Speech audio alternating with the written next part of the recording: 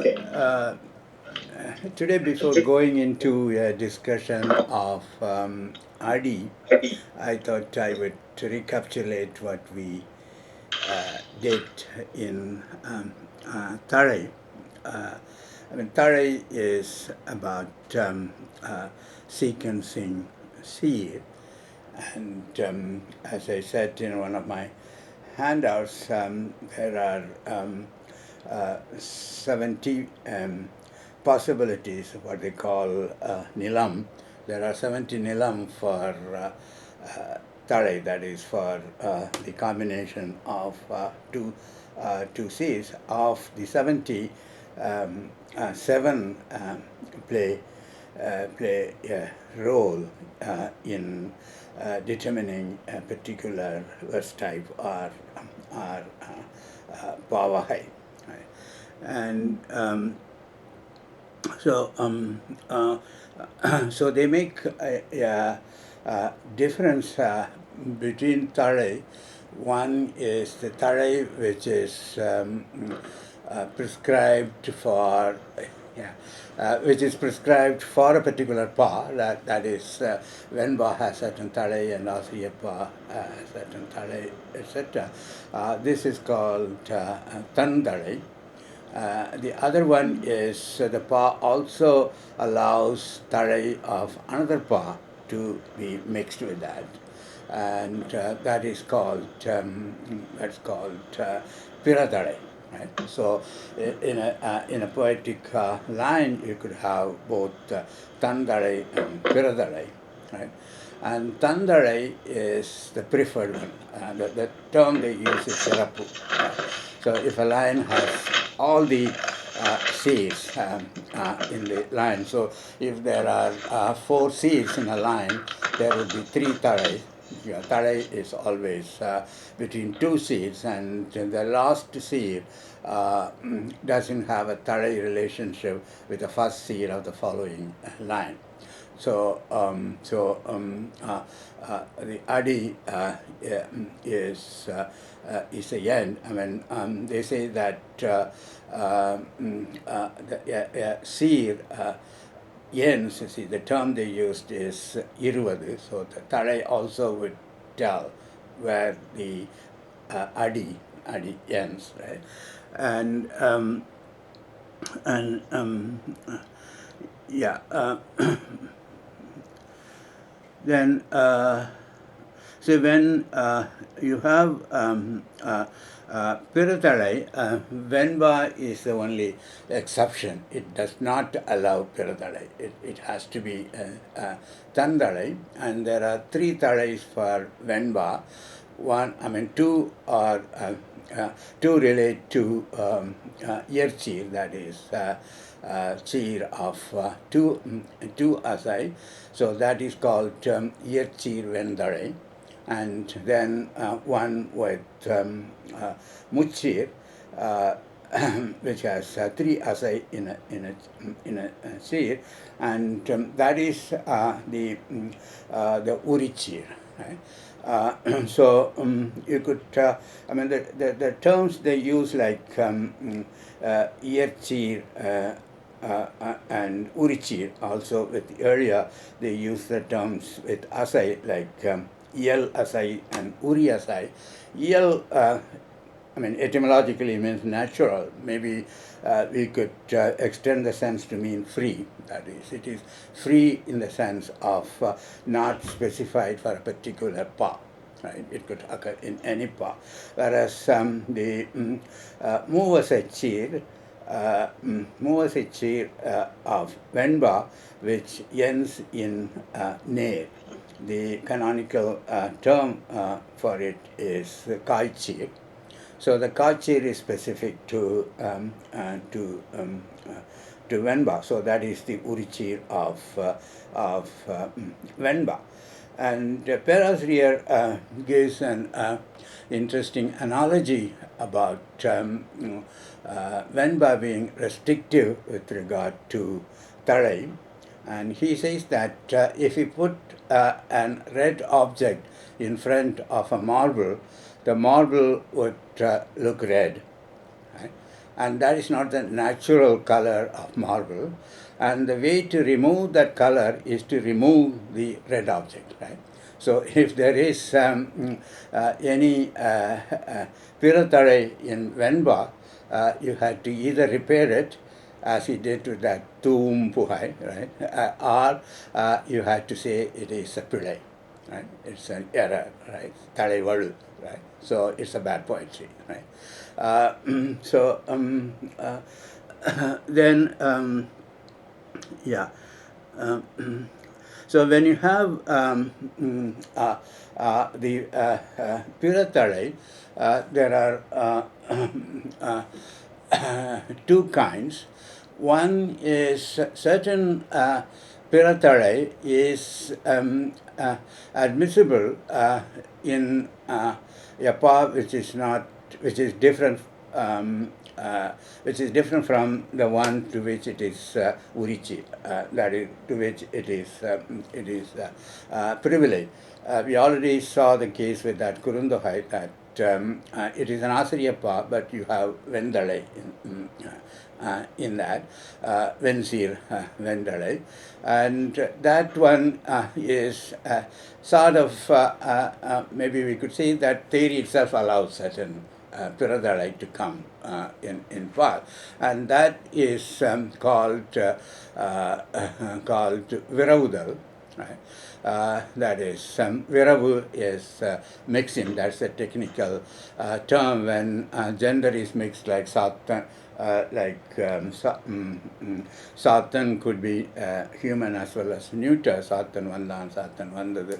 That is called Viravupaya. The same idea is extended to this. It's mixing. Then when it is not sanctioned, whatever the right word is for a particular pa, if Tarai occurs, it will be called Tarai Mayakam. Right? So you get a Tarai which is not expected in a place. Then it is called Thalai Mayakam, which is different from Thalai Viravu, right? So Thalai Viravu, I would say that is more like theoretically sanctioned Piradhalai or theoretical admissible Piradhalai, whereas Thalai Mayakam is more a case of poet's innovation, right? You could throw in a Thalai which is not there, but it is not totally free in the sense that how you get Mayakam acceptable is that it doesn't disturb the Osai of that poem. Right? So the Osai would be the framework, right, which would allow certain changes. And then you have an extreme case of quote-unquote Tarimayakam, that is, each and every seed in an adi has Piradhalai. That's the Thalai of another part, not one. So if you have 4 seeds, one Thalai would be Mayakam. Suppose all in 4 seeds, 3 Thalais would be there. So all 3 Thalais are from another one. Then they say it, that Adi Viravivar, that is, the Adi itself is mixed. Right? So it's not a Thalai mix. So you have Asariyappa where Vanji Adi could come in. Right? So we'll see more of it when we discuss with Adi.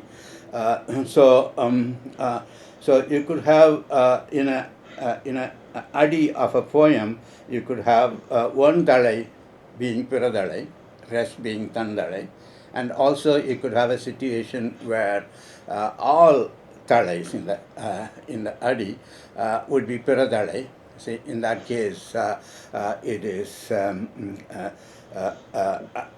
Adi Viravivargal, or the term they use is that Asariyappa this Adi is Vanji Nadaithu, or Vanji Yapinadu. Right? So you have Asariyappa Yapu, but you have a Vanji Yapu in that. in a line. And this is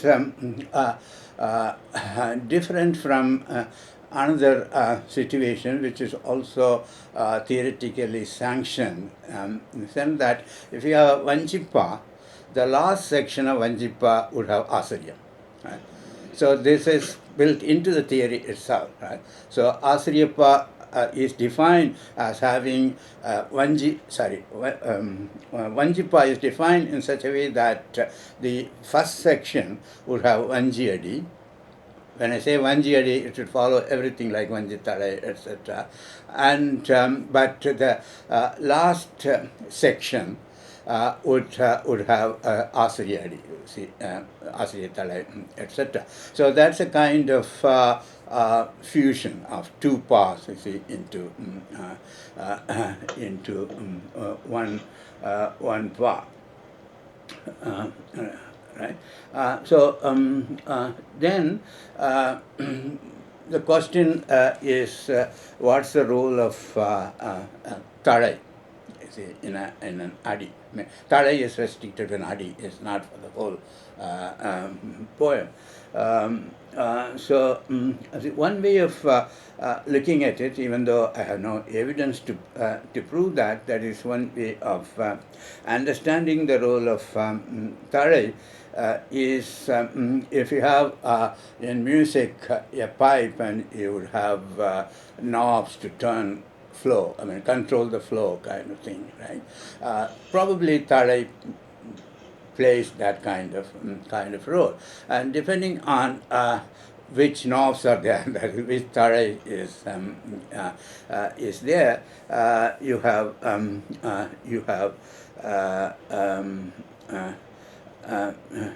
you will have three different kinds of osai, right?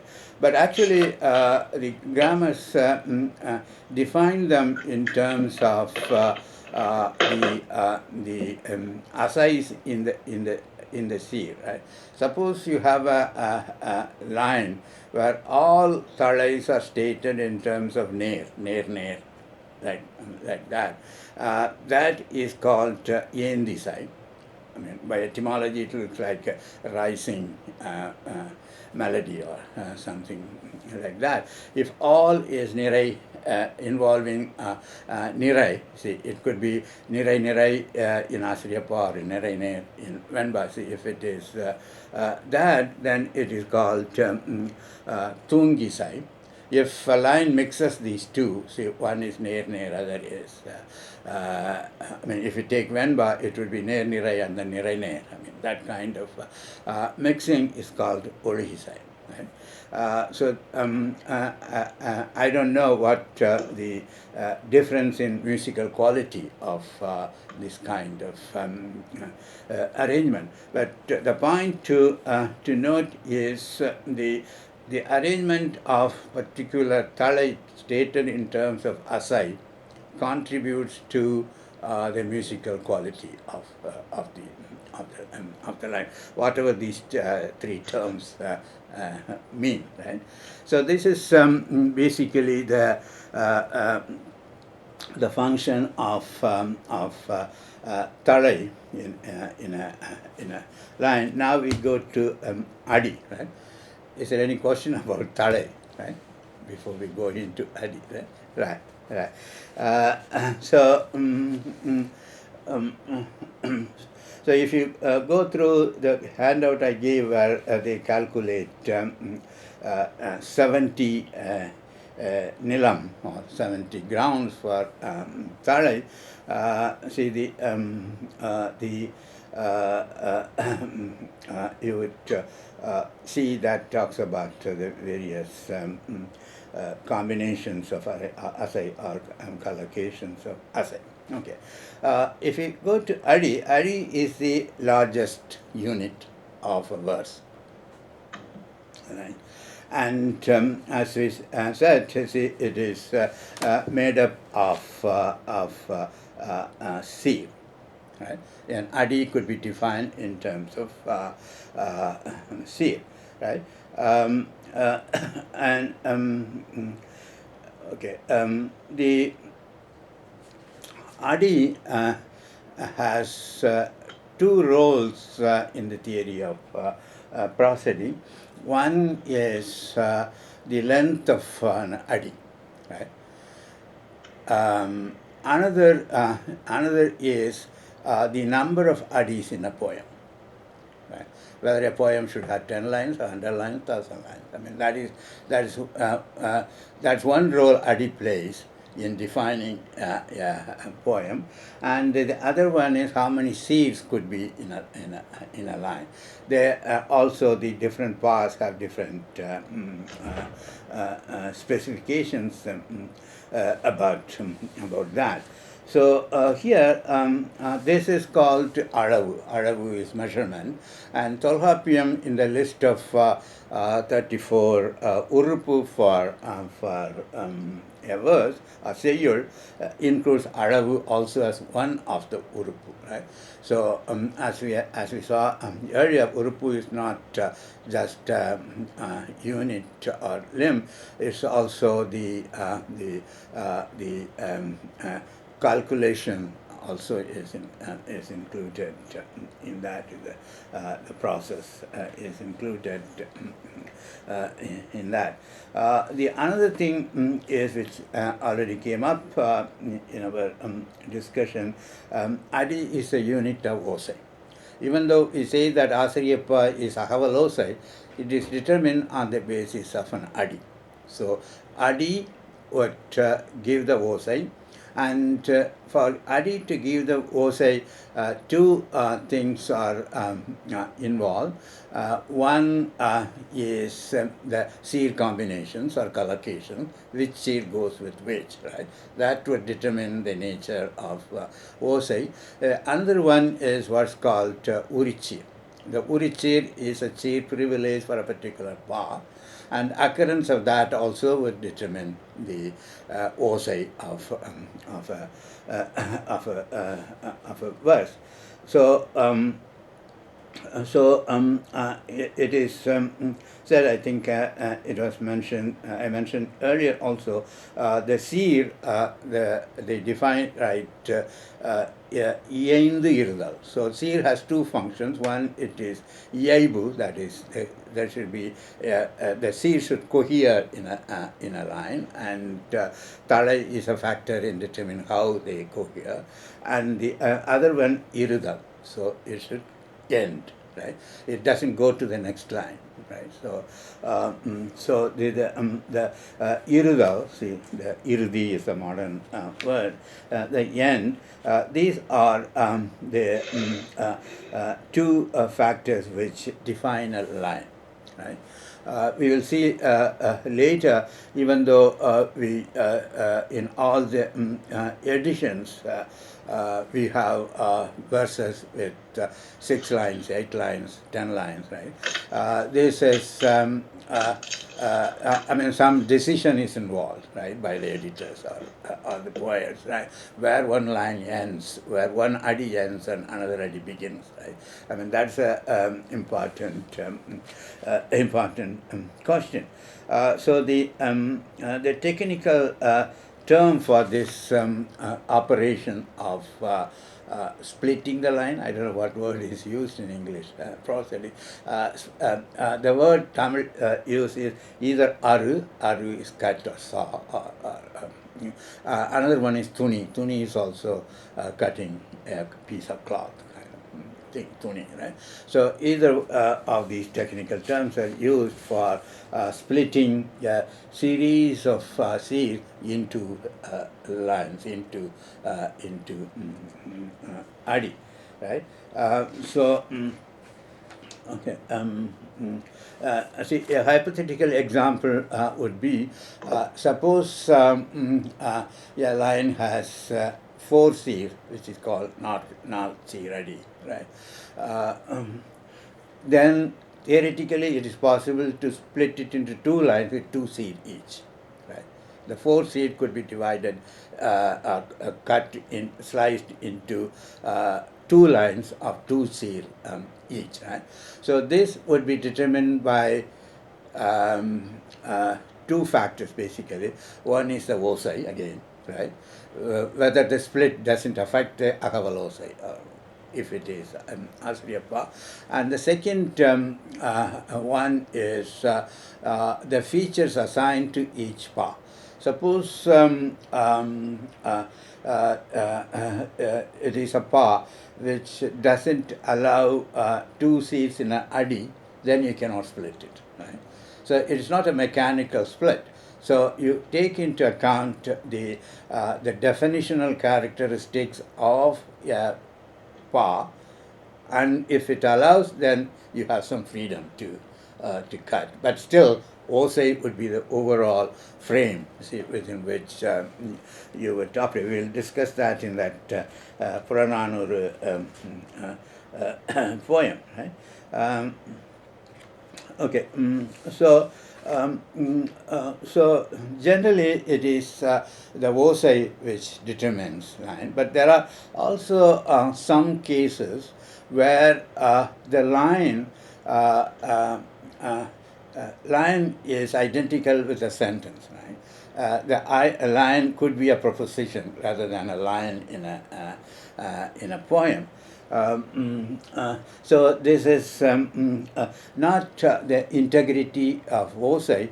This is some kind of semantic integrity, right? You don't break line if it breaks the semantic unity of that sentence, right?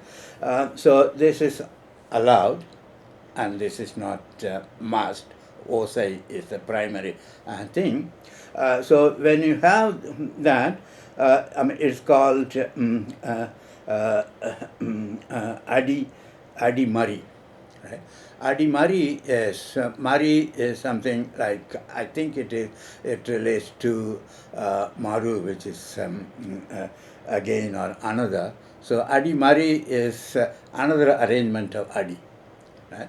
So you have one A, B, C, D arrangement, and you could also make it A, C, B, D kind of arrangement.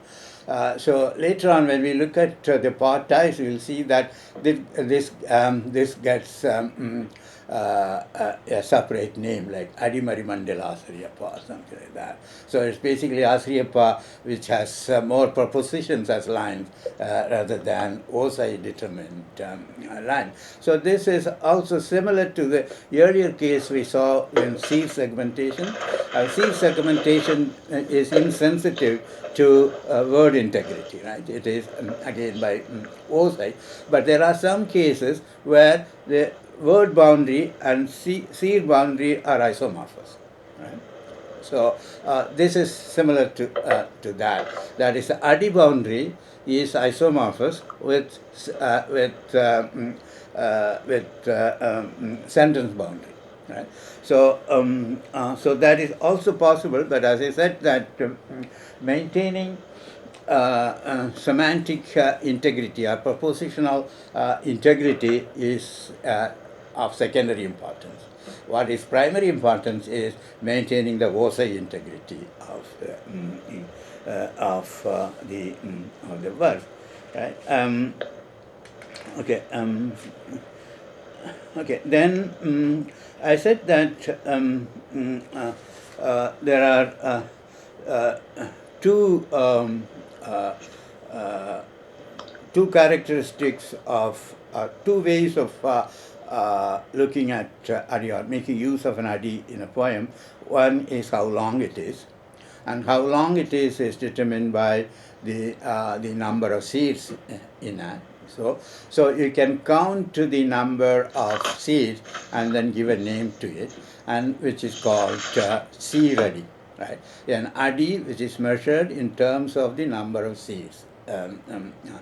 Seeds in it. So you have iru seed-adi, that is adi with two seeds, much seed-adi, not seed-adi, etc., etc. Right? That is not the only way to name the length of an adi. Right? One is seed, but it could also name an adi in terms of the number of tadais. Right? So this is Muttare Adi or something like that. So that would mean that there would be 4 C's, right? Because Tale is C minus 1 in terms of number. For some reason, Ilakkana Vizhakkam prefers that kind of terminology, Thalayadi, rather than Seeradi. And Veerasoryam prefers Todai. Right? So he measures, Veerasoryam measures an Adi in terms of the number of Todais. We will come to Todai later, but he restricts himself to, Veerasoryam restricts himself to Yaduhai. So, depending on how many Yaduhais are in a line, you say that North Todayadi or whatever it is. I mean, that shows to me that important Todai gains in prosody in the period later than Tolgapia. So historically, what is important is that there is another way of measuring the length of Adi, which is by counting the Eluthu. Right? So Eluthu is one of the units, right? That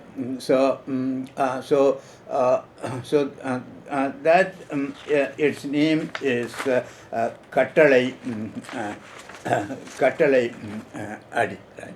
So if line has 6 letters, it is Kattalai Adi of 6. So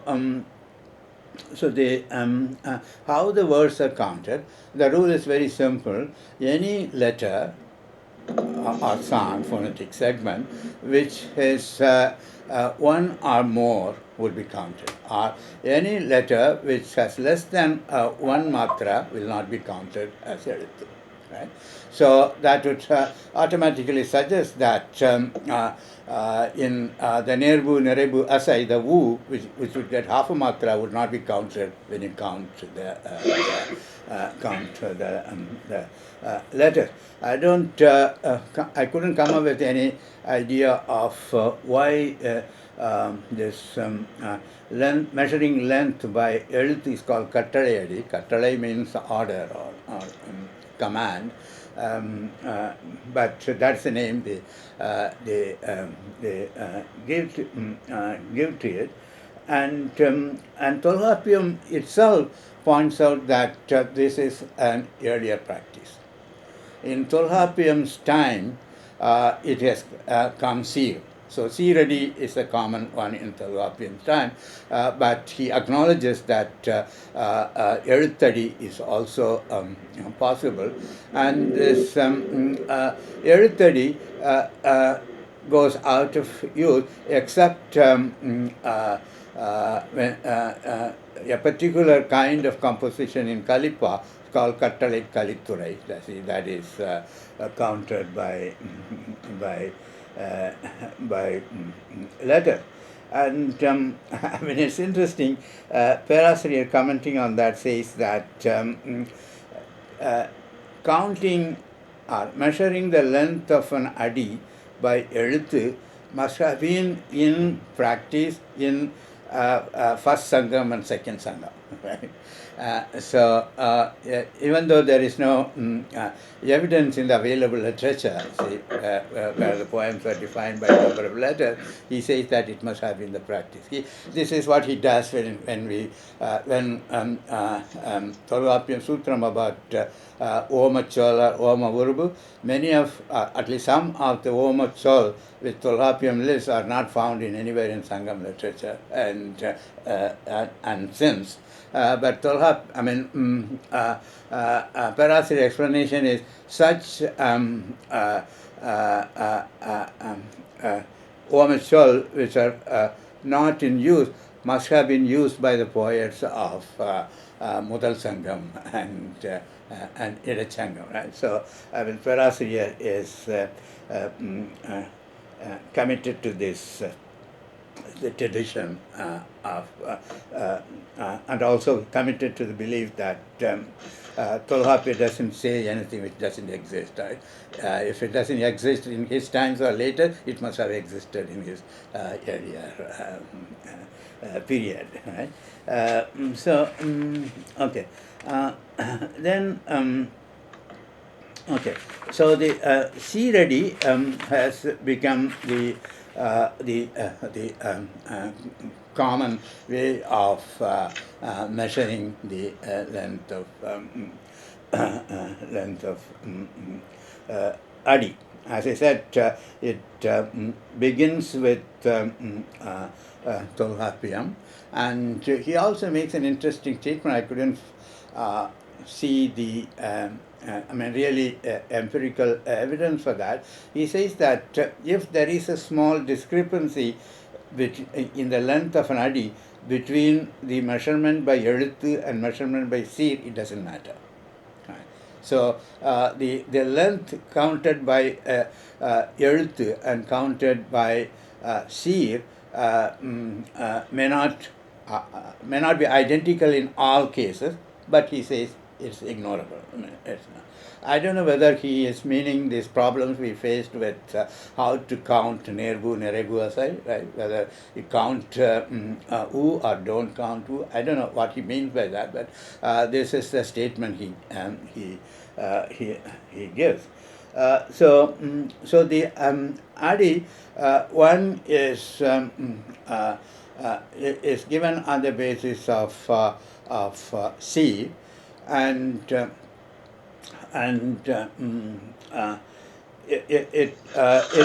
will start from 2. Right? So you can have an Adi with 2 Cs. Right? That's the minimum. This means that you cannot have an Adi with 1 C. Right?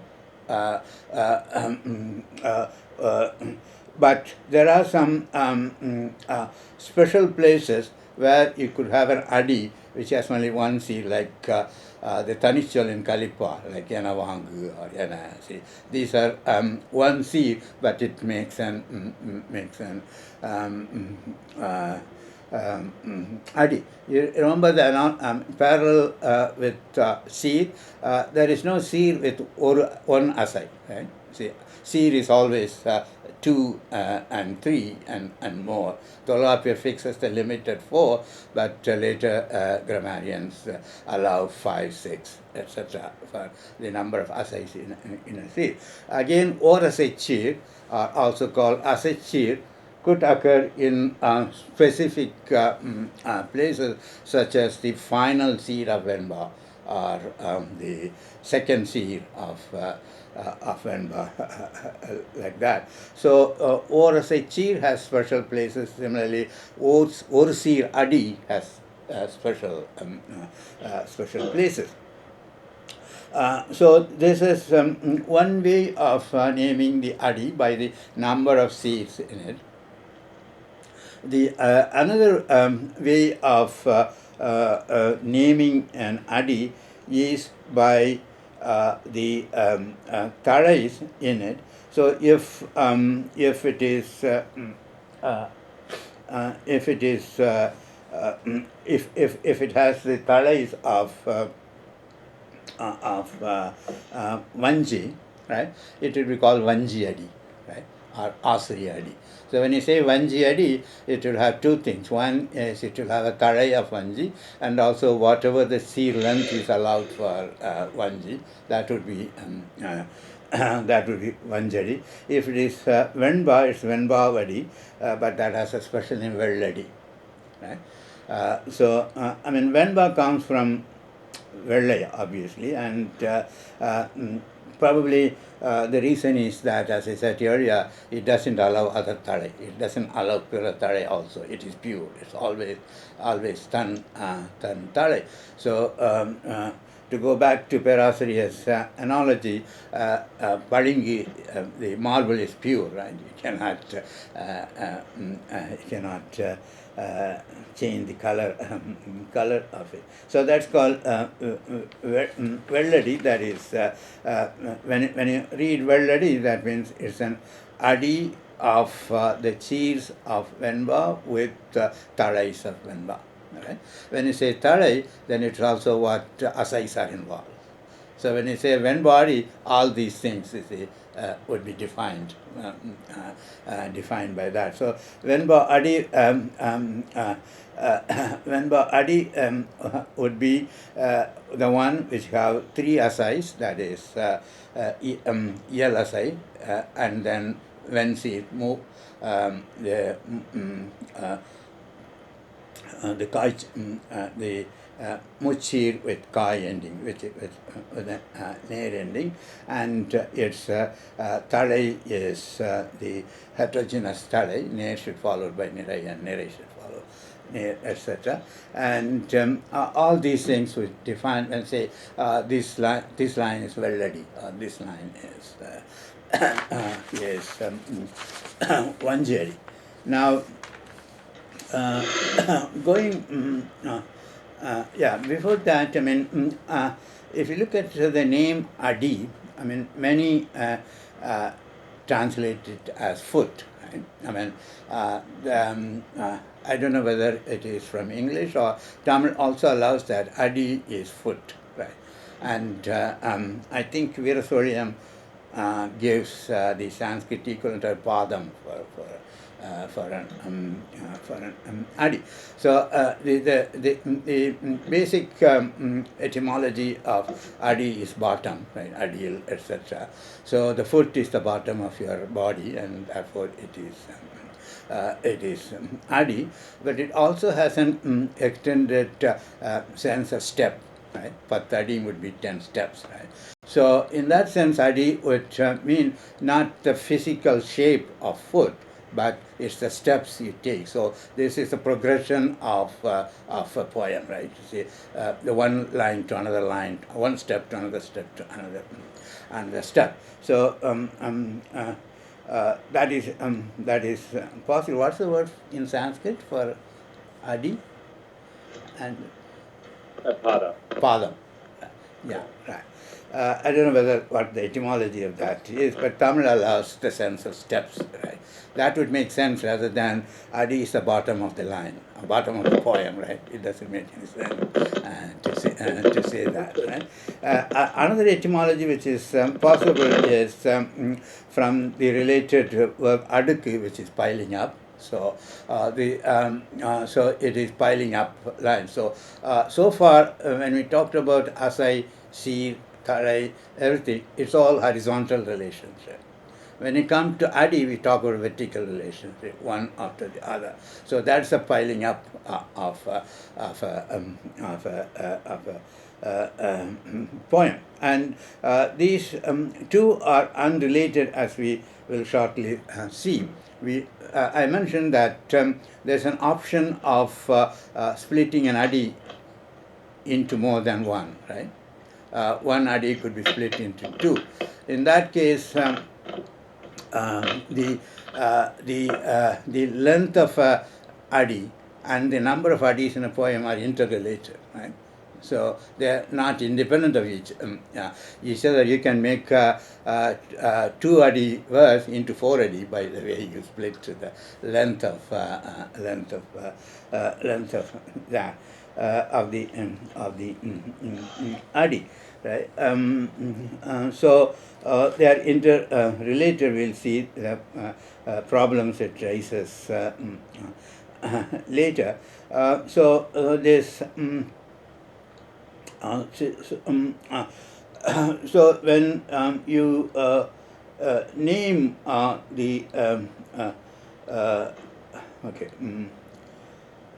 when you name the length of an adi in terms of number of C's, like Irusi ready, Muchi ready, Napchi ready, they also have a special name. Irusi ready is called Kural adi. Kural is short, right? Right, like Kuril, see, it's a short, Kuru is a short one. And then when an adi has 3 C's, Muchi ready, has another name called Sindadi, right? Sindhu relates to siru ultimately, and even modern Tamil uses sittu means small. Right?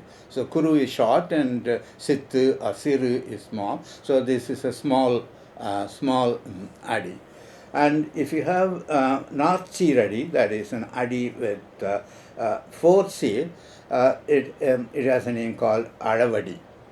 So the Alavadi, the name suggests that that seems to be a kind of standard against which you measure the other length.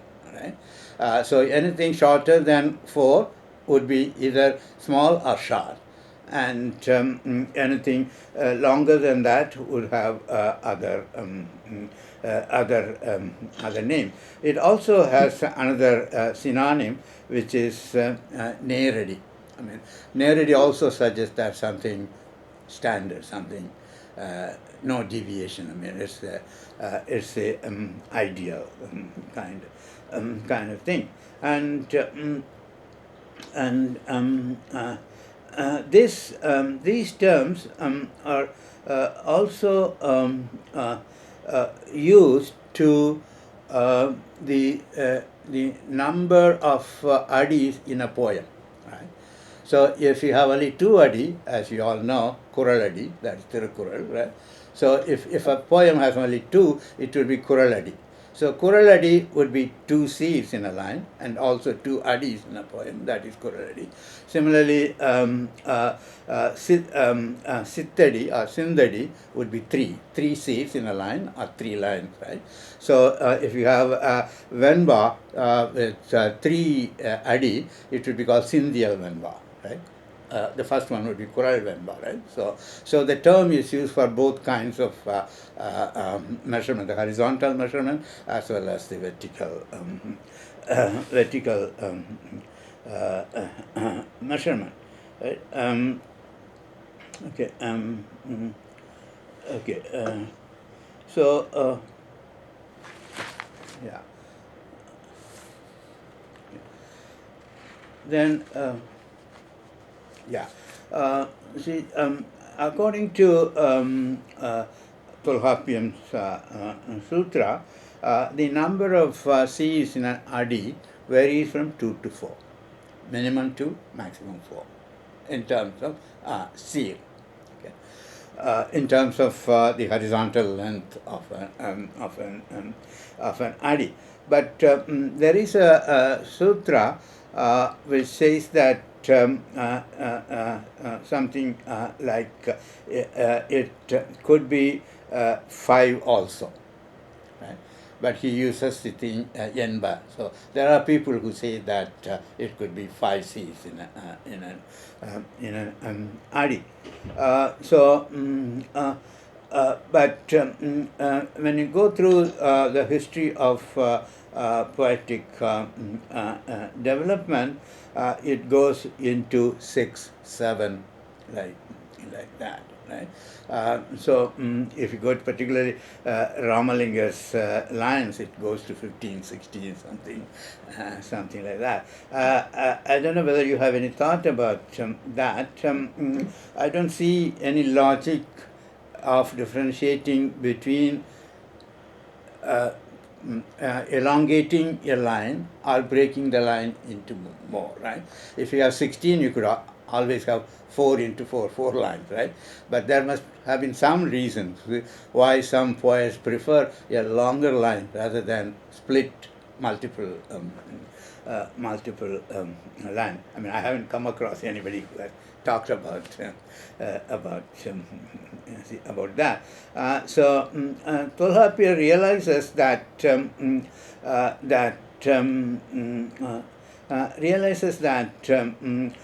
fixing 4 as a maximum is, in a sense, of arbitrary. Right? Maybe you could say empirical, because in Sangam, many of the poems do not have more than 4, but they do have more than 4, right? So it's not entirely empirical. The word he uses is interesting. He says that viripin perhum. Right? So if you extend more than 4, there's no limit to it, right? You can have any number of that. So let us fix it at 4. So that's kind of theoretical fiat, right? So end it at 4, right? But the later grammarian did not follow that fiat, and they go on. Maybe the poets did not go by the fiat, and then went on increasing that. So when you go beyond 4, the other authors try to fix a maximum limit, right? So, as I said, Tolhopian fixes 4, maybe 5. He stops at that, right? But Kakepadiniyam fixes it at 8. Right? 8 is the maximum, right? And Yaparangala Vritti fixes it at 10. Right? But also allows, okay, you can go beyond that also. Also, right? So there is no fixity, or there is no, I would say that there is no, at least I don't see any logic to fix it at these numbers. I mean, it could be clearly empirical, right? The poets did not exceed 6 or 8 or 10 or whatever it is, but the grammarians tried to fix the number, and when the poets increase the length of a line, they also increase the number. In that way, Tamil Yapu is not very authoritarian. I mean, they seem to accept whatever changes which have taken place, right? Okay. So when you have more than 4, the name given is Nediladi. Right? Kuraladi, Sindadi, Alavadi, Nediladi. Right? That's a long word. Right? Then if you go more than 5, there's only one name, Kali Nediladi. Right? Kali is excess. Right? Right? So it's an excessive one. So anything above 5 is extra length, right, or excessive length. There's no name for 6 or 8 or something like that. For some reason, they give what the later grammarians give are all in even number. Nobody says 7 or 9 or something. Something like that, right? Okay. Okay. So then, as we saw already, the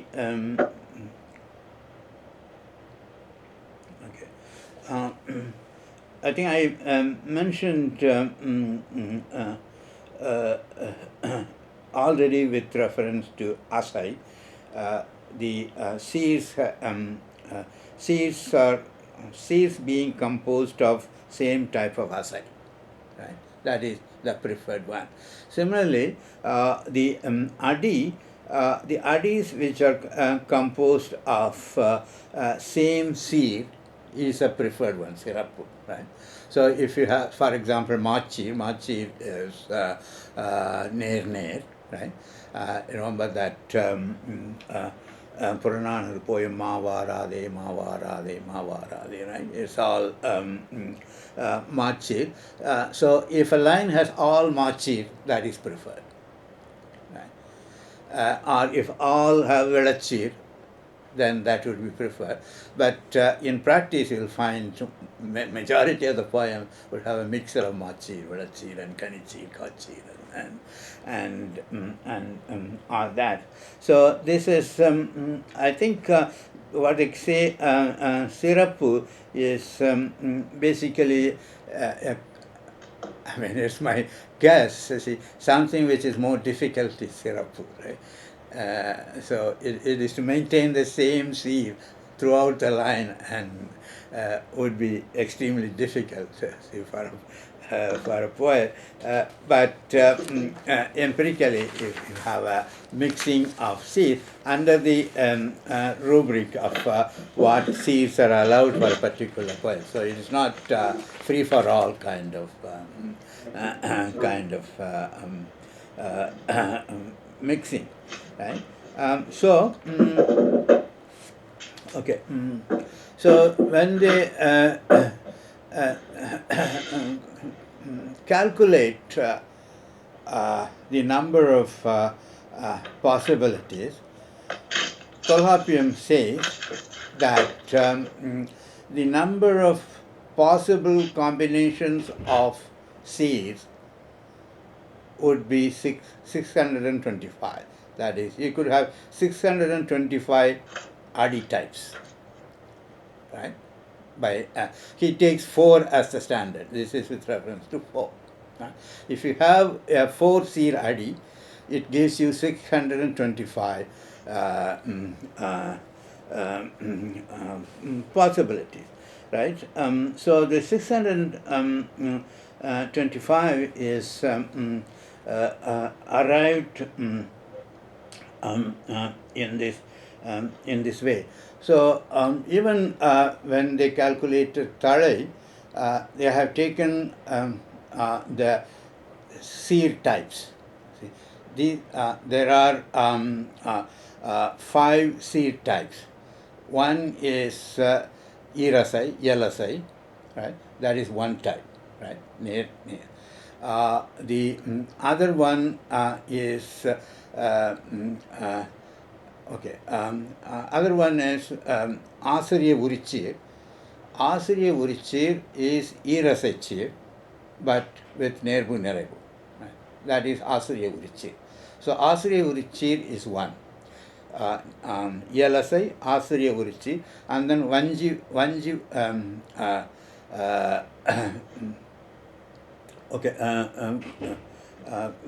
another one is Venji, that is the Urichir of. So these two are of 2 asai. Right? First is Yelasai, which is common to all poets, all verses, and then 2 asai, which is special or which is privileged for Asariyappa, is Asariya Urichi, but that's also of 2 asai Achi, these 2.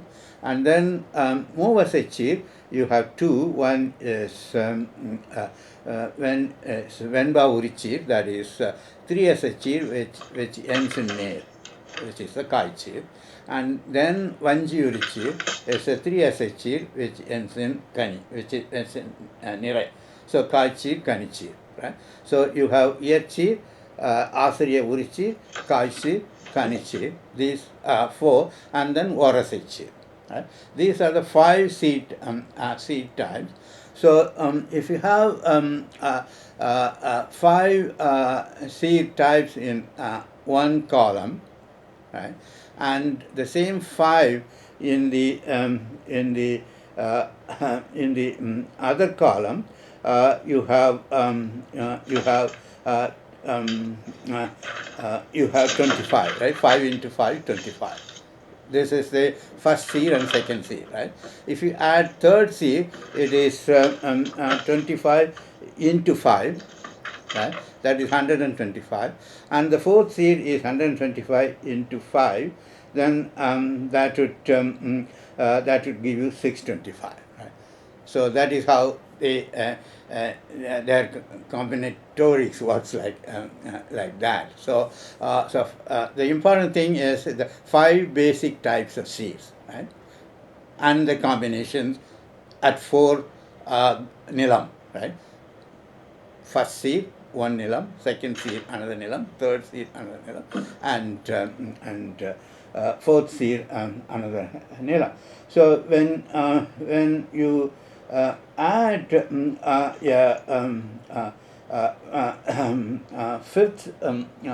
fifth seed, it will be 125 into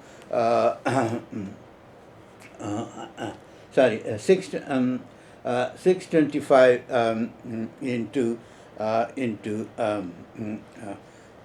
into 5, right? So you have it. Yeah. Okay. Okay. 625 into 5, that is when you have 5 seeds in a line, according to their calculation, you will have 3,125 possibilities of added types. If you have 6, it is 3,125 into 5, you have 15,625 added types, right? And if you have one more assay, it is 15,625 into 5, 78,125. Right? So you now understand what Tulgap say Aravirandana. So you would have a large number of types of Adi from which poets could draw. Right? So that is too many. Maybe computers could write such poems, right? And then, okay, okay,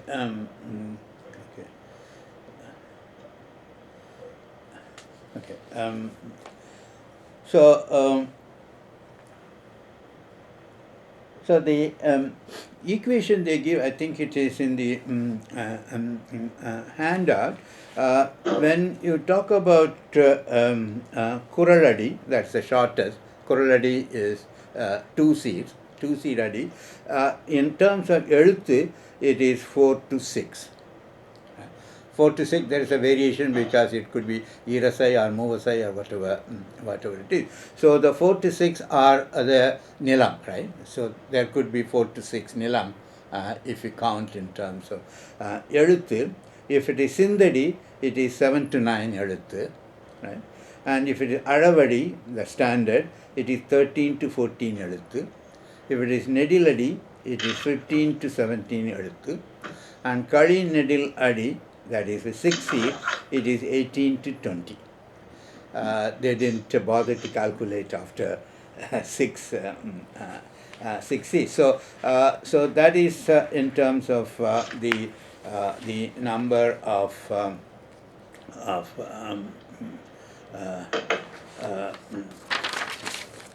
எழுத்து and its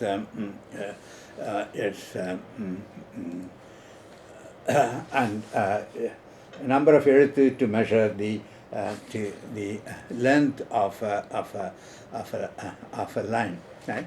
Then another dimension of Adi, as I said, is the vertical counting, how many come, and there is clear lower number, that is, no poem can be less than 2 lines. 2 lines are the minimum for a verse. But interestingly, Swaminathan of the I think 19th century, so he comes up with this. You have aphorisms like Annayim Pidavum Unnari Devam.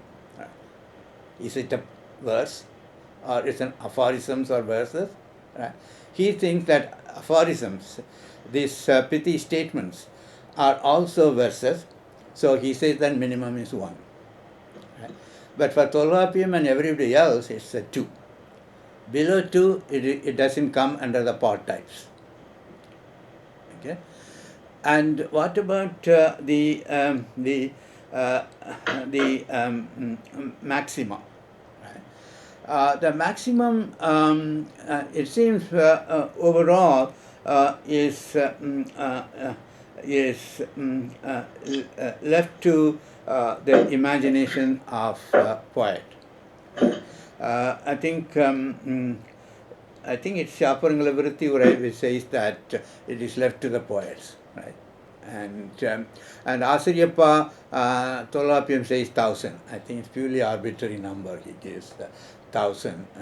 I mean, if you take Pattu Pattu, nothing exceeds 1,000, so he put it as 1,000. If you take Silappadiyaram, it may be more than 1,000, something like that.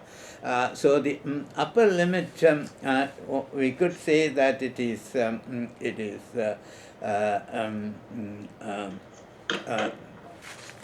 no limit, but we had to take the context in which they in which they talk about the upper limit of adis in a poem.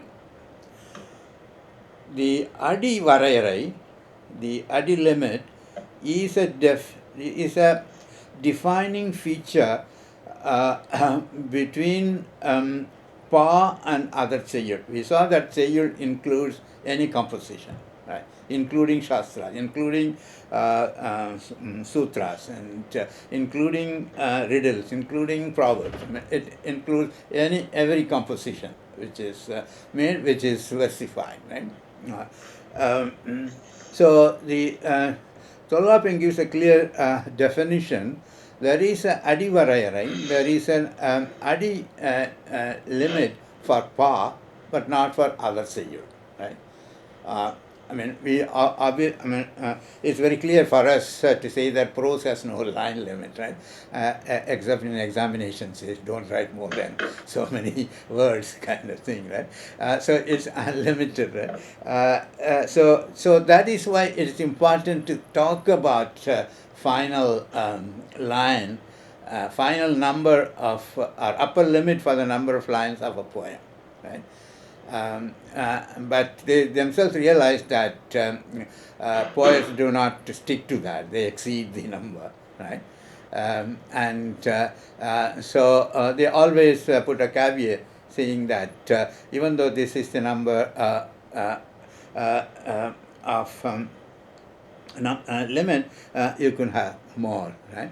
So, for example, if you Venba, they also would talk about more common or more standard. 4 is the common one for Venba, but you have 16 feet Venba, right? So they realize the flexibility of the upper limit in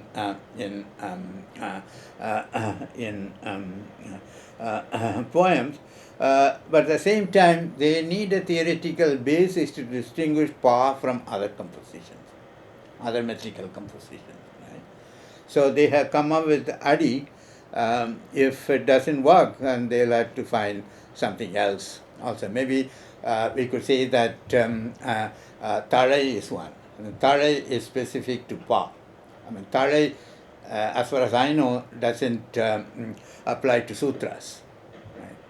I think that's the case in Sanskrit also, maybe. Right? I don't know. So you had to think of other means of differentiating pa from other compositions, other metrical line. But what Tolhapir thought was adivare. Adivare illana would be the non-pa Seyur. Right? That is one. So this is about. So can I ask? Yeah. Can I ask a question? Yeah. So, what other metrical compositions do you think are you referring to? I thought. Is Yapu not meant to apply to all metrical compositions? Yeah, it would be all metrical. That's why it's come under Seyur, right? They would have some Yapu construction. Let's take a specific one, the sutras in grammars, right? So that is not pa, right? In certain sense. For example, in the larger sense, the aesthetic rules do not apply to sutras, right? Maybe Talai doesn't. Okay, but they also follow the metrical system in some way. They are different from a prose which is non-metrical. Yeah. Right. That's how I look at this. But for them, the distinction is not poetry and prose, as we would say in modern times. Right? It is more metrical and non-metrical composition. Right? These are the basic features of Adi and the role of Adi in determining a part type. And the next comes, as usual, with other units, Mayaka. Right? So even though there are definitional properties of Adi, you could you could have Mayakam. So the Mayakam also are of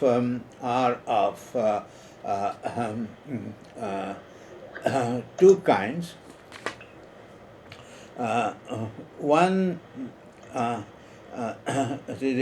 one is again the horizontal dimension. Suppose there is a restriction that a part type would have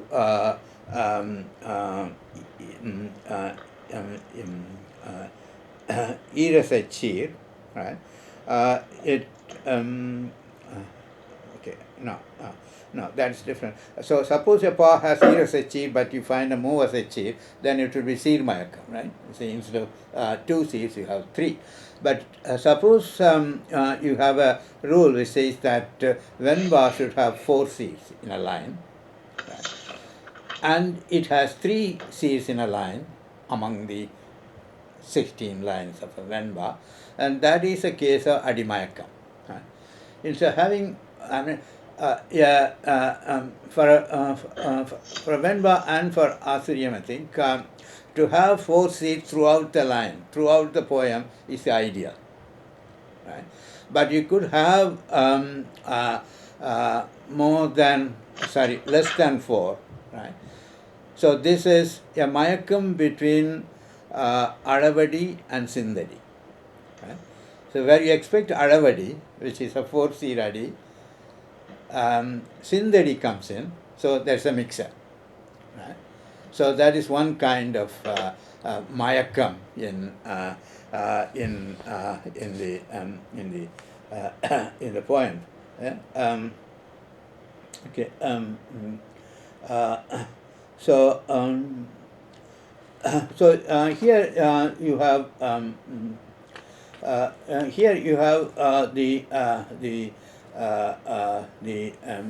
I mean, the same distinction they make between Viravu and Mayakam. If a pa has a rigid rule that it should have always every line, every adi should have 4 seats, and one in a poem, one adi is 3 seat adi, Sindari, then that would be adi Mayakam, right?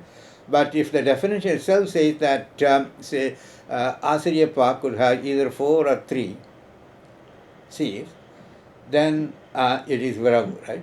2 lengths of adis could mix up, see, in a particular poem, right? So that is okay. So it is. I mean, this looks to me something like this. If I can use an analogy, which is it's kind of a painting in one color, you mix up another color or something like that. So, or in music, you mix one with the other melody or something like that.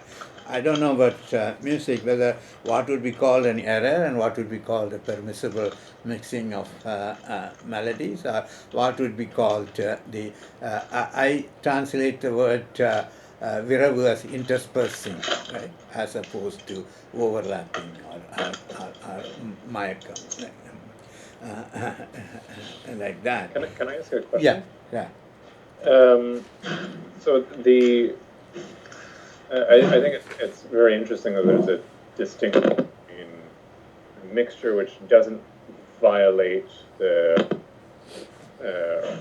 overall rules of the Pa, and which would be Viravu, and a Mayakam, which would be a kind of Would be?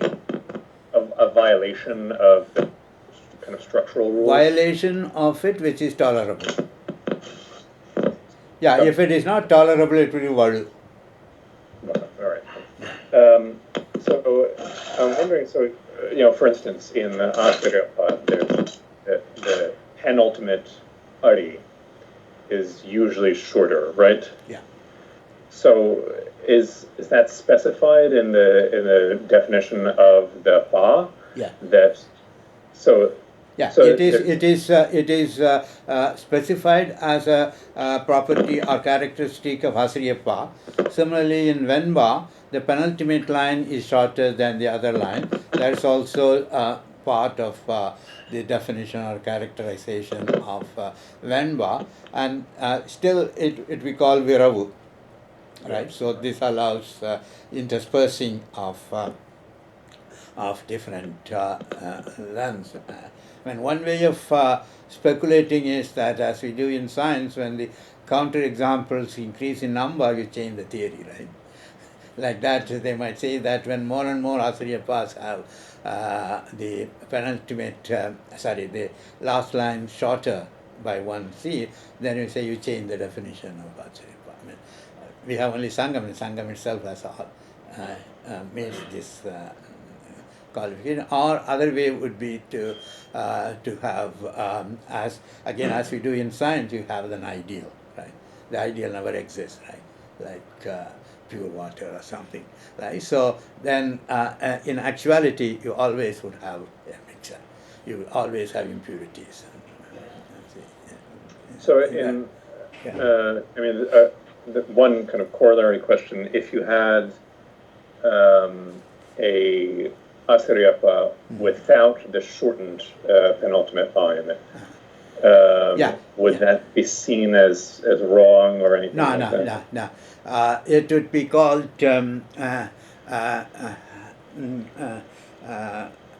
it would be accepted, and it would get a different name. I think they reserve the name Innisai, which follows the ideal. So they make a when it comes to Asariyappa or Venba also, they make a differentiation between Innisai Asariyappa, Nerisai Asariyappa. Nerisai Asariyappa would have this interspersing of length of lines, right? Whereas Innisai would be all of them would have the same length of line. So Innisai, I think there should be understood not in terms of sweetness, but sometimes harmony. Right? There's a harmony throughout. So that is Innisai Venba, Innisai Asariyappa, etc.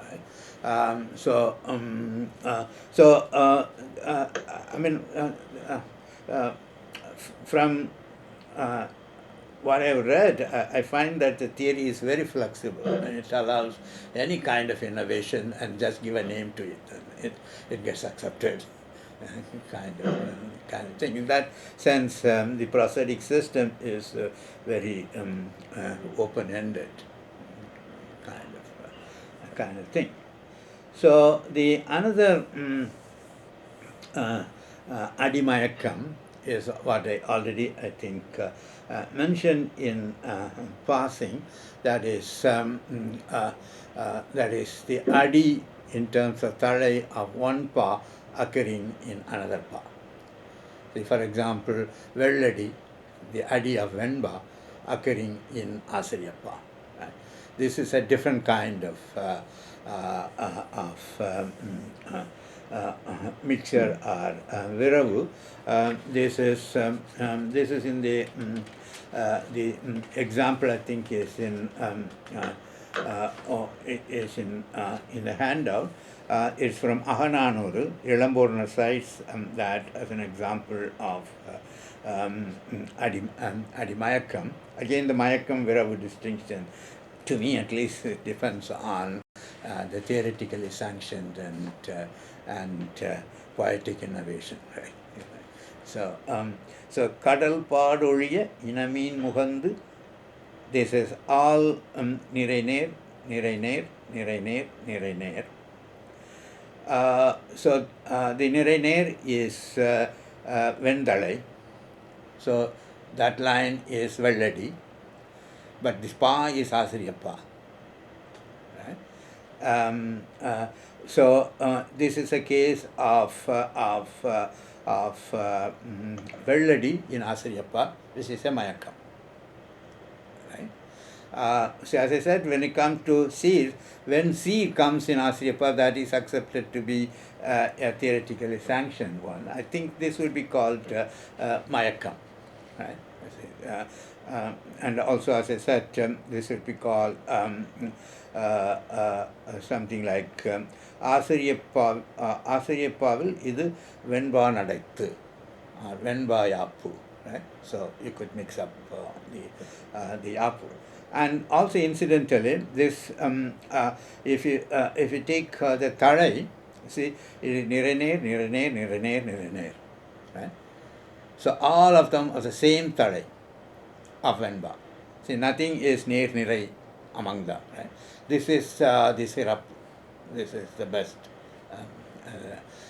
the best one.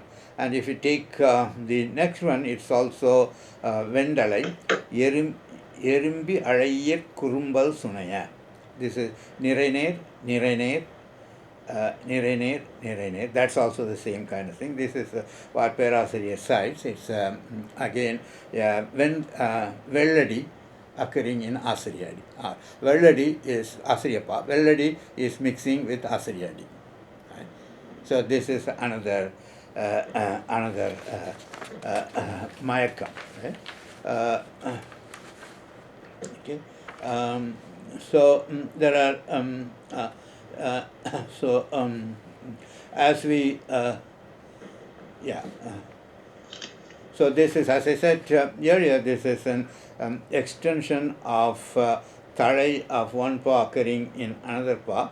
Here the whole line is of tarai of another pa.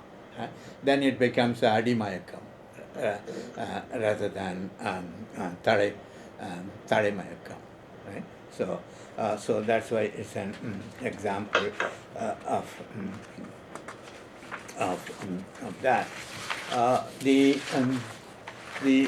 other after other what we have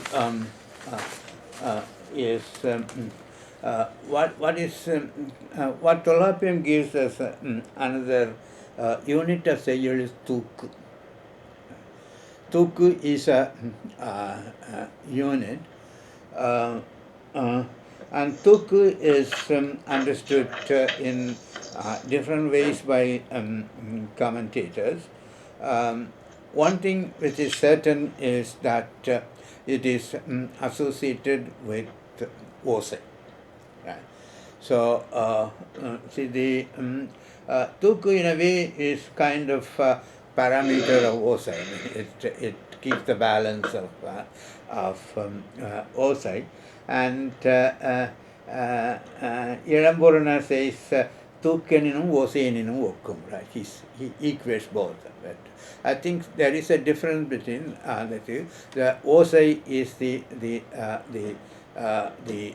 object, and Tukku determines the balancing in Osai.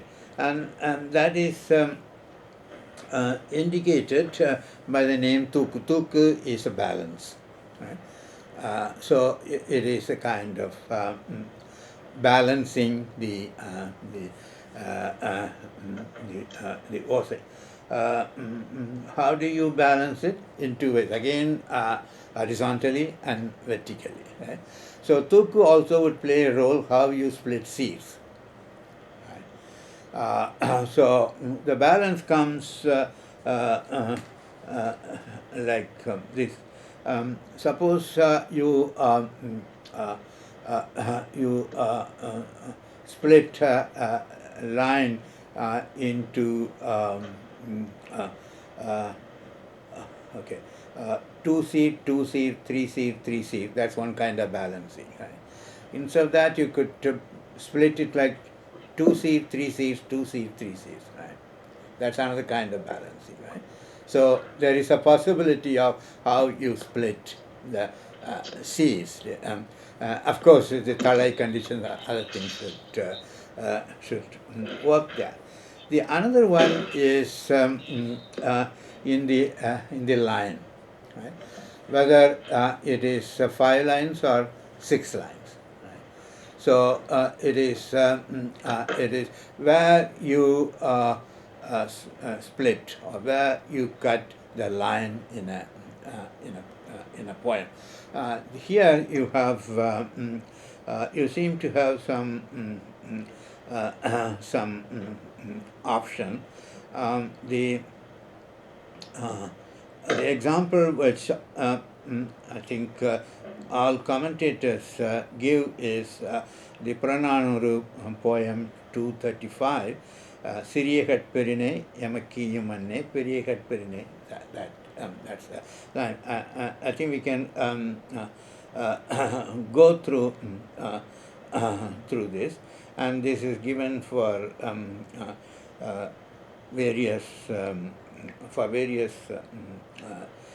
illustrations. Before we go into that, I think I haven't checked. Maybe Jennifer has done it in the new critical edition of Eva Wilden. I mean, they compare the textual variation across manuscripts, which are mostly about variations in spelling and variation in lexical variation, spelling variation. I don't know whether they have taken into account seed variation also, because the seed split or line split also varies according to the manuscript. Right? That's what this shows. I mean, that is also an important variation of this. See, can I ask something related to that? So in Sanskrit, etc., the boundaries between lines between bottom are always usually marked with a danda. Is there any way of marking the boundaries between? As far as I know, this is my just recollecting my whole days of looking at the manuscript. I don't think there is any such thing. Danda is. Jennifer, am I right? I don't know. I think it is left to the editor to make this. Maybe there.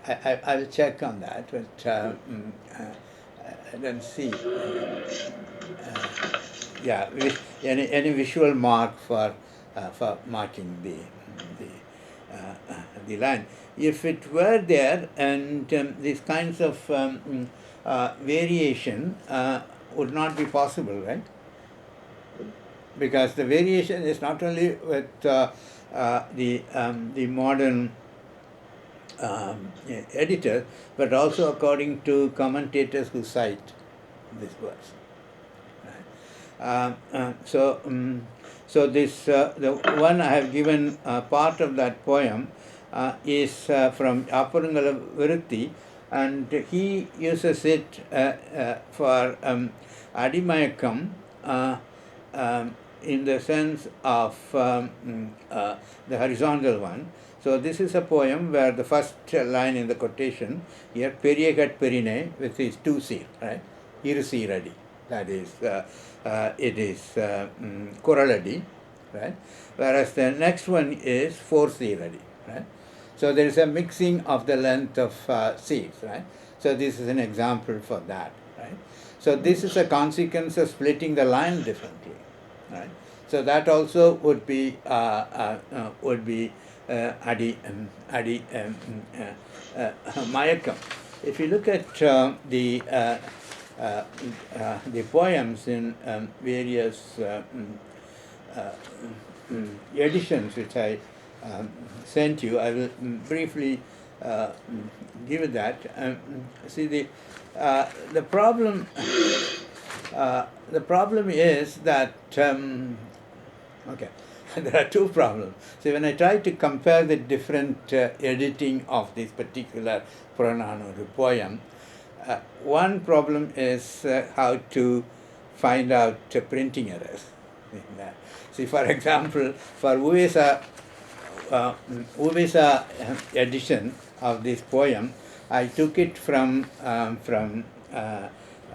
Tamil Virtual Academy, Purananuru.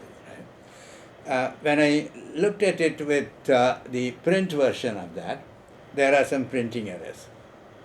Right? So if you have that, if you have it in your hand, the first stanza, Siriyagat Perine Yamakiyu Manne, Periyagat Perine Yambada Tan Magildunum Manne, Sirisotranum Nanivala Kalandan Manne. In the version I gave you, there is it's given as one C, Kalat Kalattan Manne, right? Actually, it is Kalattan, Assyrians, and Manne is another seed. So you could have a seed there. Right? Otherwise, you would have, see, the Kalattan Manne would be Nala Sechi, right? Yeah, Nirai Ner, right? It will be Nala Sechi. So it will make a difference. So so you can make a correction, like the Kalattan Manne should be split into two C's, and the next line also Kalattan Manne should be split into two lines, Kalattan Manne. So by splitting, what you get is 5C, right? So you go beyond Tolkapiam's restriction of 4C, right? So so this is the commentators, also the in the seventh line, Ambodu Venulai Valiyellam Tanirkum Manne. So the print version has Valiyellam would have a break, seed break. Valiyellam Tanirkum Manne. So these are all printers, but it has consequences. If you take Valiyellam Tanirkum as one seed, it would have too many C's, 1, 2, 3, 4, 5, 6, right? I mean, that is a little odd for the Sangam age to have that. See this. Let us see. So that is one problem, and the other problem is that in the subsequent editions, modern editions, also there is variation. See, in this one I have given, Uvesa has 20 lines, right? It's split into 20 lines. But in the first edition of Purananuru by Swaminatha, it has 21 lines, right? So that means he split it differently. And also, see, in the citation which I give from Yapurangala Virutti, that has 21 lines, but S.N. Kandasamini's book says that Yapurangala Virutti gives 25 lines, right? So that means that the modern editors also change from what it was in the original text. Okay, but the general principle you could see is this. One is see, the first one is Ilamburanar, right? He gives this citation not under Seiyil, under Purathaniyal, for explaining some Puram concept, and he has 20 lines in this, and the 20 lines, even though the 20 lines match with Uvesa edition, assuming that it is in Parayavurai, the oldest commentary, the way they are split is different, right? So if you take the first one, Purathinayal, which is a Elamborna's edition, the fourth line from the bottom, it is Ihunarum illai, right? Ihunarum illai, right? Do you get that? See that? See, Ihunarum illai is a separate line, right? With two seer, right? It's a two seer. And if you look at Samanadaya, that is fifth line from the bottom, it is part of the sixth line from the bottom. It's not a separate line. Right. So Ilamburanar makes a break of line before Ihunarumillai, whereas Samanayar doesn't make that break, right? And okay, okay.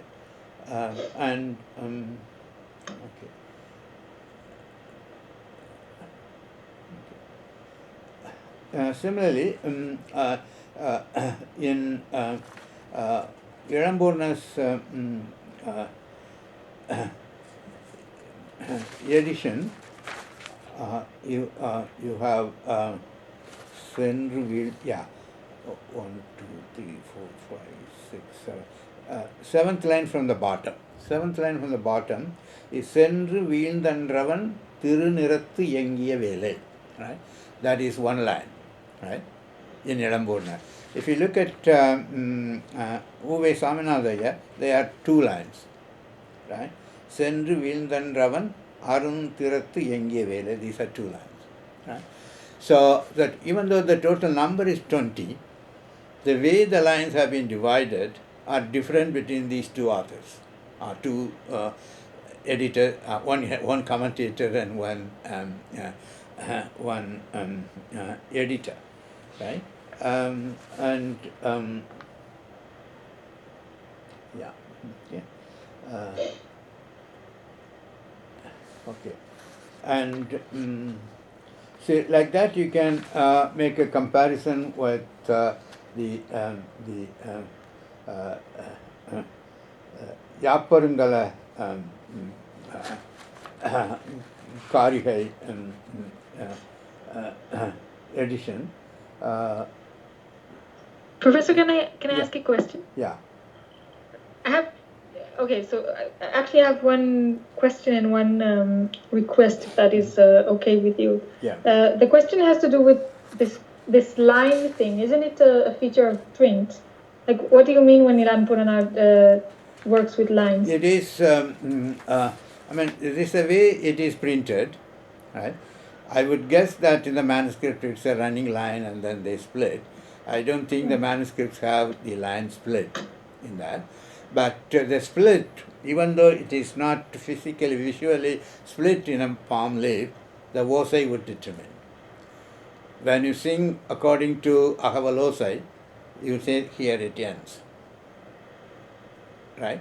So it is there. It's not the invention of the editors. Only so topographically. How is it marked? Vosai, when you sing. When you sing, you will say that the rhythm ends here and the next rhythm starts here. That's why you remember that Parasariya's statement that even an illiterate, when he listens to an Asariyappa, would know that this is Asariyappa. Right.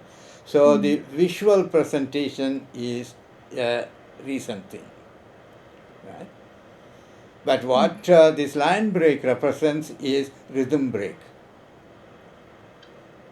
So you assume that the editors of these texts, because I mean the manuscript of Ilan Purana doesn't mark this Osai break that is given verbally, right? That is given orally. I don't know whether Ilan Purana cites this poem as it is broken into lines or just a running line, maybe running line. I mean, I had to check the manuscript out. I'll have to check in the net project to see what the old manuscripts look like. I mean, I have not much experience with the actual palm leaf manuscripts, how they appear in palm leaf manuscript. Right? So assuming that Ilamburna's manuscript of the commentary of Rathaniyal is all running line, and the line ends when the palm leaf ends, right? If that's the criterion for that, then it is the editor of this printed book made the line, and his guidance is the Vosai, right? So there's also for this Ilamburnar. Okay. Yeah. I think it's whereas there is someone who says that let's say the first two lines, right? Siriya Perine ever Yamarki Manne Periya Perine. He says that if it is split into 3-3, right, instead of 4-2, right, he says Ahavalo Sekadam. For me, I'm not able to judge how it disrupts Ahavalose, right? But that is the guidelines for them. So actually, can we use this example? Because my request was going to be, can we parse one line together? So can we use the example you just gave to see how it can be parsed both ways? Yeah, right. So it could be Siriyakat Perine Yamakiyum Manne Periyakat Perine. Right. That's one possible cut. Right. So then that would be, can we count together? That would be two lines with 3 seers each. 3 seers each, and each seer has yeah, we'll have to 3 essays. Yeah. Okay. See, it would meet the Asriapa requirement. Suppose you bring Manne to the second line, right? That is Ner, and Periya is Nirai. So Ner Nirai is Asriapa Tadai. So it meets the condition. Right? So there is no Tadai violation by splitting the 4-2 into 3-3. Right? But why this is preferred is such a split violates Ahavalose. That's an abstract entity, we don't know what it is. Right. May I say something, Professor? Yeah. There should be indication on the manuscript where the lines are split. It's inconsistent how that's represented, and we should go back and look at the Net Tamil manuscripts to determine. But it should be, and in fact, the variation. So it's not just a matter of the modern editors determining, but there was variation. I mean, as we've been saying, there's variation in the way that the commentators read these lines. And in fact, this one, the variation, this is according to the Karanam edition, the variation runs from 17 lines to 23. And that's across various places in which this is cited, including Ilamburana and Elakanavelakam, as you mentioned. So it's not just a matter, just to clarify, there are different ways that it's visually indicated. I think that I've seen the Dunda type lines as well as a dot, just a single dot, and that's something that we should go back and look at the Net Tamil. But this is something that it's likely that the manuscripts, the Palmly manuscripts, have a mark, visual mark for the end of a line, but we don't know how old it is, right? Before they were put into writing, when they were sung, assuming that it's an oral presentation, somebody who wrote it must have broken it, right? And that he would go by Vosai. At some point, the Vosai determines that, and the variation then would come between different scribes, come from how they hear it.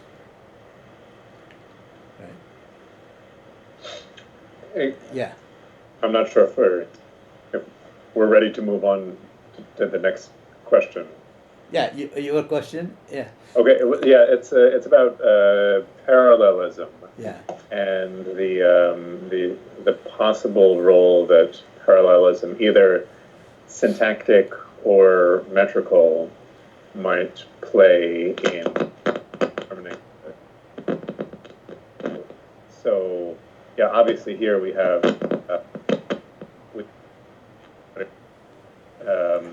and then periechad perine, which are syntactically parallel, and that's one possible reason why you might want to break the line where it's broken in the additions, so that each line begins with a similar syntactic unit, which is also, conversely, you can think about parallelism toward the beginning. You can also think about parallelism toward the end of the line. Mm-hmm. So manne being repeated would also be, especially in these types of Purananuru poems where you have a recurring element at the end of each line. That might be the equivalent of a ganda that says.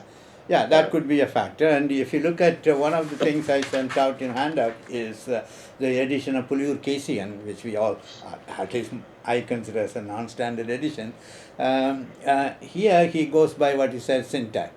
See, he says ini, the fifth line from the bottom is a separate line.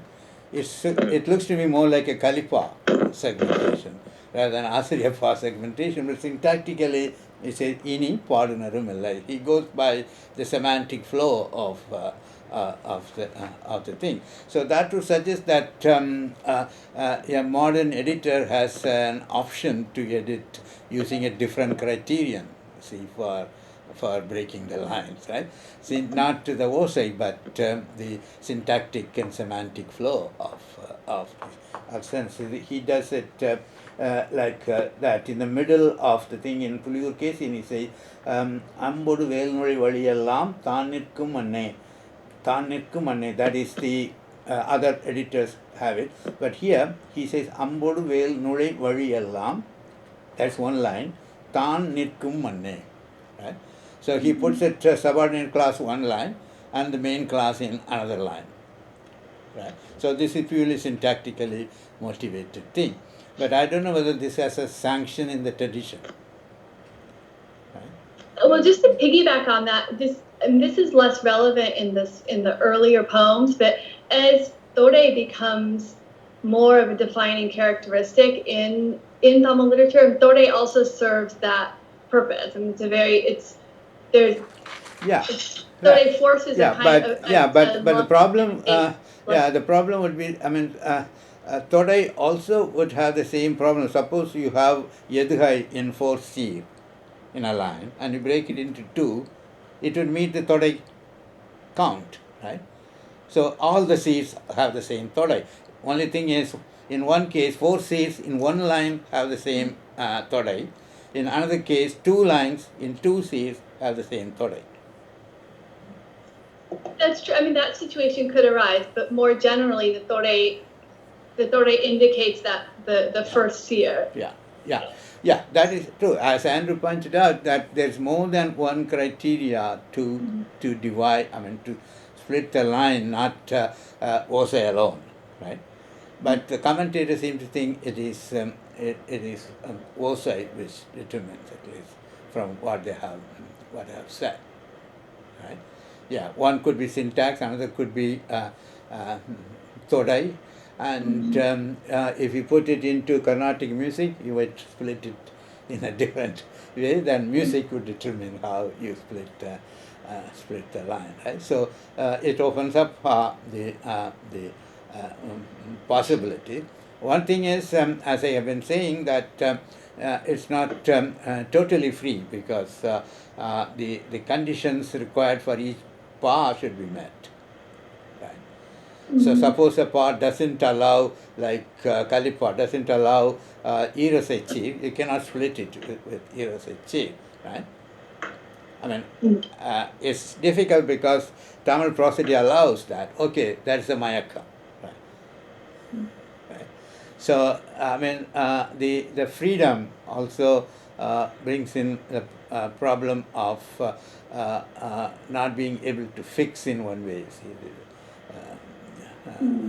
that once the variation is allowed, then the question whether it's a variation or it's a violation. Right? So that would be an issue. The other thing also, if you look at if you compare the the Yaparangala Vritti edition with Uvesa's edition, one thing, the exclamation mark obviously is a modern diacritic. It's not in the manuscript, right? So that goes by the meaning of a sentence type. Of this. So if you take in Yaparangala Vritti edition, if you say line, the eighth line, Narandam Narum Tan Kayyal, or the previous line, Vadiyellam Than Nirkum Manne. Right? So in Swaminatha edition, the Vadiyellam would be dental Na, Tannagaram. Right? In Narandam, it would be Tannagaram. Right? He has split Sandhi, put it Ma. So I think Andrew would say that this makes it a strong syllable. Right? If you use Sandhi, it would be a weak syllable. Right? So I don't think that this was in the original manuscript. Right? So this put it another way. So splitting Sandhi like Vadiyellam Thanirkum, Narandam Thanirkum doesn't do anything to Talai, right? Talai remains same, right? Because whether you have okay, or take the other one, line 10. You say Arundalai Irumbanar Ahanmandai Thulayuri, right? So what Swaminatha has is the Ra goes to the third seed.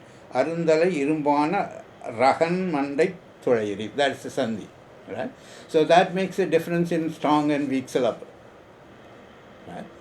So I don't know how it affects prosody. Andrew thinks it does. If it does, then it would bring a different fact about about that. So the Sandhi splitting is not just started with Murray edition or other later editions, right? It has been there in this Yaparangala Vritti, but this I'm almost certain that this was not in the manuscript, right? This is the modern editor, but the modern, see, in some Sandhi splitting, the Talai would be affected, right? So they won't split that in the earlier edition. In modern editions, Talai doesn't play any role at all. You see, it's only the isomorphism of the word, so you would split. But even in the earlier editions like this one, you could say that it has some consequence, you see, of breaking that. Right. So there's yeah. So I should have asked this the first week, but typically the domain of applying Sandhi rules is the entire composition, right? Right. Yeah. Yes. So you would apply Sandhi rules between, say, the last letter of a line and the next letter of a preceding line, typically, which is not what's done in Sanskrit usually. Yeah. Oh, I see. Okay, so that would be an indicator of line break. Exactly. Yeah. In Tamil, it doesn't do that. If you take the last line in this poem, in Yaparangala Vritti edition, it's Pirarkondu Iyadu. If you take Swaminatha, Pirarkondriyadu. The Ra comes to the last line. So that's a normal pattern, I would say. I would say. So that doesn't indicate the line break. I mean, these are all problems for manuscriptologists, right? I know very little about manuscript editing, so we had to find out how they deal with these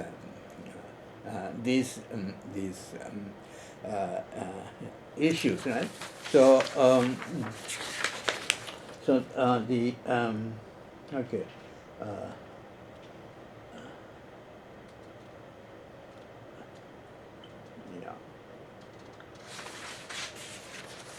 So I hope to compare some other editions which are available in Regenstein in microfilm form. I should still learn how to make a PDF from microfilm, and that would give more text to compare how they do that. But the point is, what we are discussing here is line is, line break is known by the name Tuku, right?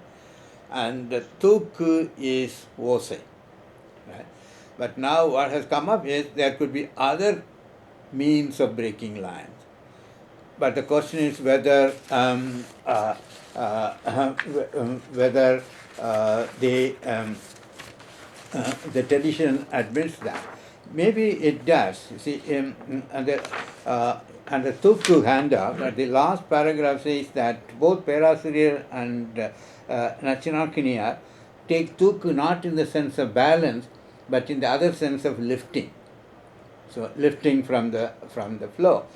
He says that the Tukku is a phenomenon of interruption of the flow. Right? And they say that there are three ways the flow could be interrupted. One is stopping, other is pausing, and the third is stretching out, right? In singing and things like that, right? You make it a little longer than it is. And the Tamil terms are niruthalum, aruthalum, padalum. Right? So when you so I have been trying to make a distinction between the rhythm and musical pattern. Right? The poems have come to set to the musical pattern. That's the melody. Either it's a devotional music pattern or it is the Carnatic music pattern. So there you look at this line break differently, right? So I think what Perasiriya says applies more. See, when you are singing, you break and you pass, and whereas the rhythm clearly says that Sir Yeindu Irum, right? There should be an Yaibu to that. So from my point of view, that is a major shift. You see, if you take that the rhythm represents the oral or folk nature of these poems. So from that you change it to a classical pattern of rendering it, reciting it. So when you stick to the rhythmic pattern, which is the folk rhythm, right? That has one kind of criterion, right? And when you put it in a classical music pattern, you see, it changes that. So that difference comes from the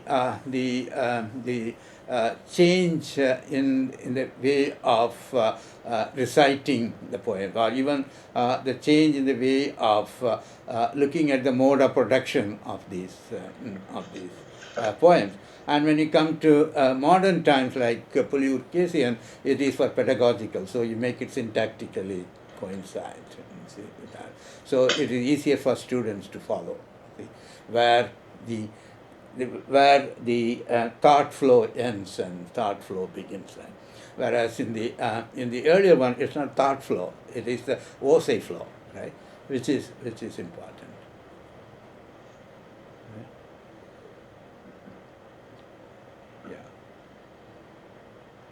So in the next class, I plan to go to Todai and then Vannam, which are the aesthetic part of the poem, and about the phonetic texture of. So far, it's a structural aspect of the poem. How the poem is structured. Then you add the